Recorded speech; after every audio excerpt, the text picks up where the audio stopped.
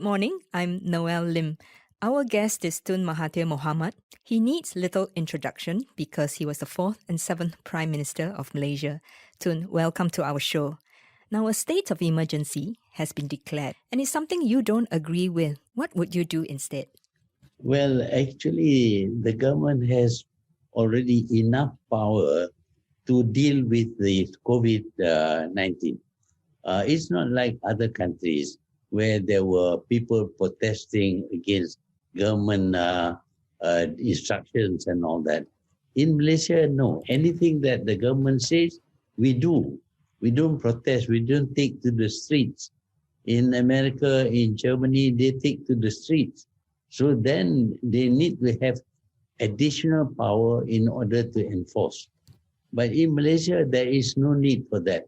You would tell the people to do anything, they will do. People believe that this is not really about COVID-19 and it's really about politics. This move does give Tan Sri Muhyiddin Yassin some breathing space. People do see this as providing some political stability. Would you agree to that? Well, it will be a dictatorship, a kind of dictatorship where people cannot protest. So we are doing away with democracy completely by using emergency in order to give Muhyiddin full power without anybody saying anything. But he is not doing much in terms of running the country.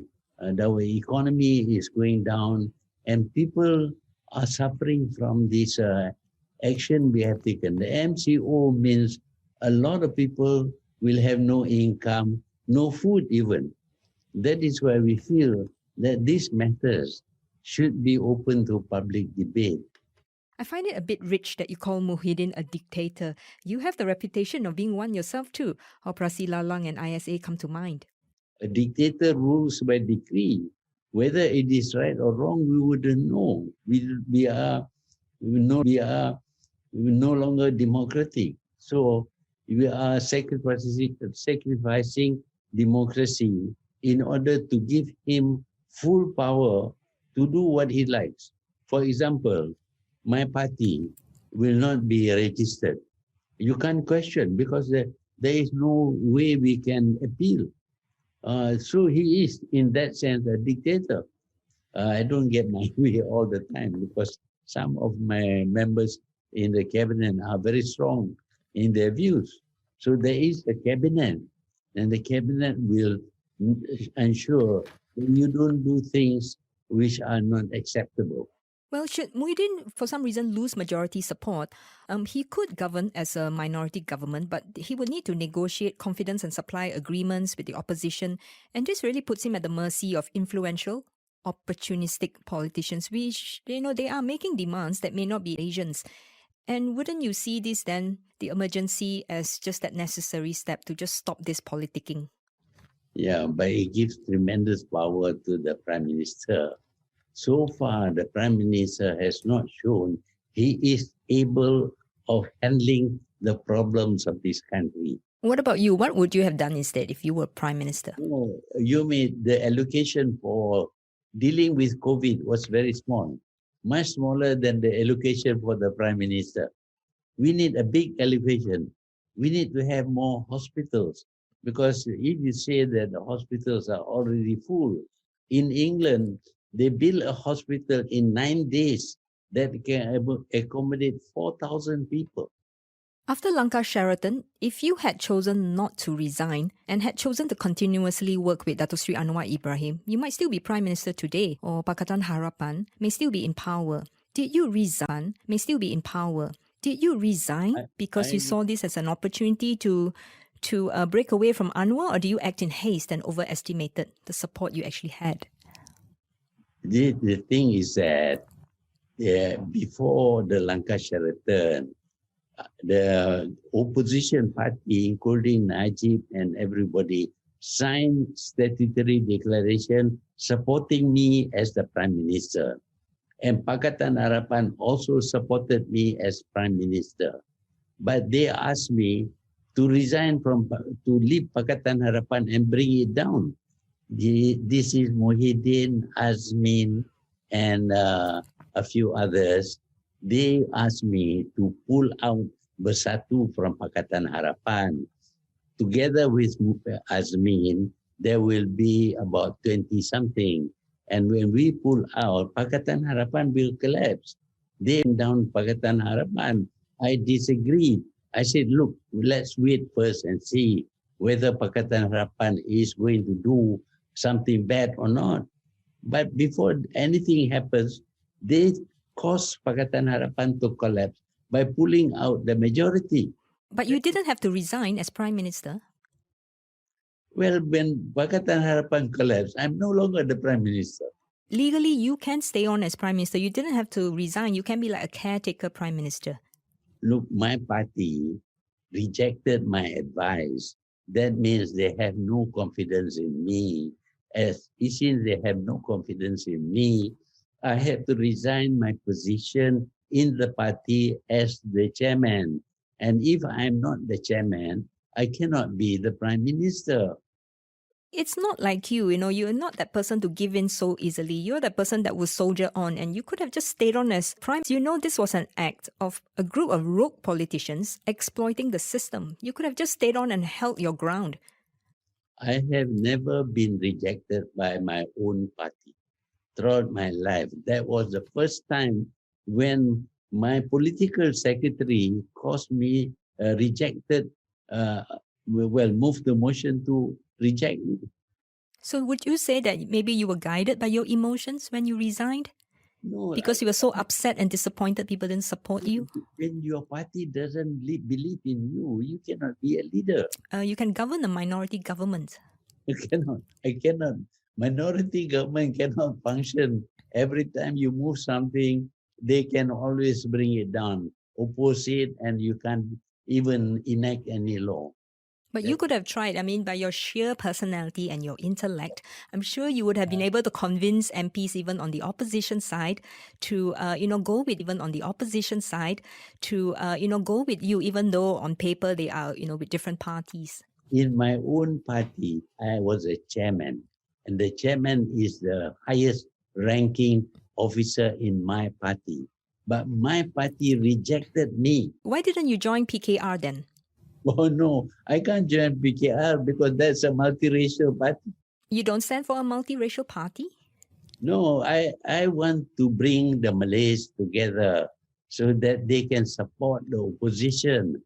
If I hadn't formed Persatu, the opposition will be multiracial and will never win. They tried many times, they lost. I brought in some Malays to support them, then they won. Here is, I think, where Malaysia needs to have a paradigm shift. We need people like you to move that country to start thinking that it's not just about Malay support. It is about Malaysia for Malaysians. Whole country is meant for everybody because we have great disparity in terms of wealth between Malays and other races. There will be conflict. This is historical in many countries because of the disparity in wealth between rich and poor. There have been revolution, even people being killed.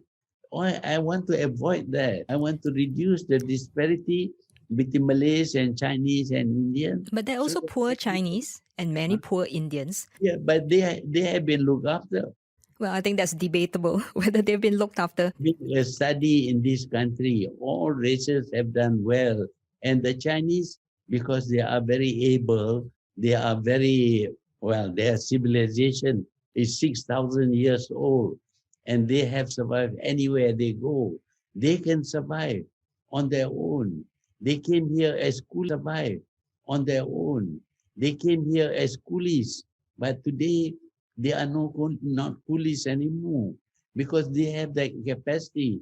But the Malays don't have that capacity. And maybe it's because we keep telling them they don't have the capacity. And I have to say, you do say that quite often. That's part of the problem. When you don't admit the truth, you can solve a problem.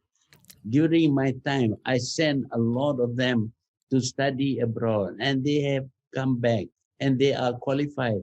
They have improved their capacity, but there are so many of them in the rural areas who are very poor. All these things are problems, social problems. Yeah, I think we are not denying the fact that we need to help the poor, but the race argument should be taken out. So it's about poor, whether you're poor, Malay, Indian, Chinese. If you're poor, we need to give you that support. But if you focus for other races also, the others seem to do things on their own. They can benefit. But the Malays, they have done wrong things and we have to correct them. Tun Mahathir Mohamad, the former Prime Minister of Malaysia, is on the Breakfast Grill this morning. After this, we'll discuss his relationship with Dato Sri Anwar Ibrahim. Keep it here. You are listening to the BFM Breakfast Grill, brought to you by U Mobile. Welcome back. Tun Mahathir Mohamad, the former Prime Minister of Malaysia, is our guest this morning. Why do you think Dato Sri Anwar Ibrahim is not fit to become Prime Minister? No, I'm not against him. But he wants me to resign before I finish my work. I will step down. I told him I will step down. In fact, I told him, yeah, just give me 6 months because I have got work to do. You see, all my work that is meant to develop this country, solve many problems, political, educational, and all that, are now thrown out because I'm no longer minister. Can I come back to that question? So you do support the fact that if Anwar becomes Prime Minister, you do support that he deserves to become Prime Minister? Yeah, he will become Prime Minister, but there is one thing that you have to accept, that he gets majority support. I cannot determine. I cannot just say you become Prime Minister. You have to get the support of the majority of members of Parliament. If not Anwar, who should carry the torch if you're no longer around? Parliament can determine. There are many people that want to be Prime Minister. I don't want to name them.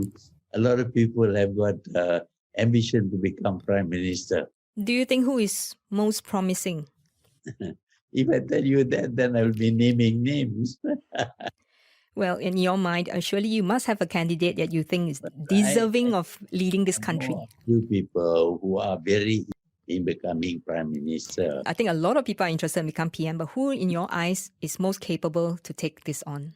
No, I cannot say that because when I say, it becomes a controversy. So you obviously must have a controversial name in mind? No, I think the people can make their own decision. At this moment, only Parliament can decide. Parliament, even if the Agong appoints a Prime Minister, he goes to Parliament and the Parliament rejects him, he will not be the Prime Minister because he cannot form a government if you don't have the majority. Every time you want to pass a law, it will be rejected by the majority. There can be no government that is a minority. You must have minority plus before you can function. Why, in your mind, is Shafie Apdal potentially a better Prime Minister than Anwar? Well, this is the feeling of Guan Eng, of DAP. Anwar doesn't want me to be there at all. But if I'm not there, the Malays will not support Pakatan Harapan. And he will not be able to continue as Prime Minister. And why would the Malays not support Anwar? Well, they don't think he is pro-Malay. And that's because that's a messaging that they are constantly being brainwashed by politicians like yourself and UMNO. No, because he brainwashed a lot of people. He was from UMNO before, but he had to leave UMNO. And then he formed multiracial party because he couldn't get Malay support. When he couldn't get Malay support, he thought he could get Chinese and Indian support by forming a multiracial party. And then he started saying that Malays are racist, that UMNO is racist. And this, of course, doesn't make him popular with the Malays. The sentiment is that if Anwar becomes PM, the path for your son Mukhris is less clear. Whereas if Shafie is PM, there's a better chance that your son will become DPM and have a shot of becoming PM one day. What's your response to that? During the time when I was Prime Minister, I didn't even allow my children to join UMNO even. They had to fight their own fight. Only after I stepped down, they able to join UMNO and take part in politics. I don't support my children There is no nepotism. I'm against nepotism, even if it means sacrificing my own children. In the next GE, you will have to work with a major party. Pejuang has to work with a major party. Who is most promising? I will tell you, Party. Who is most promising? is very concerned about bribery and corruption.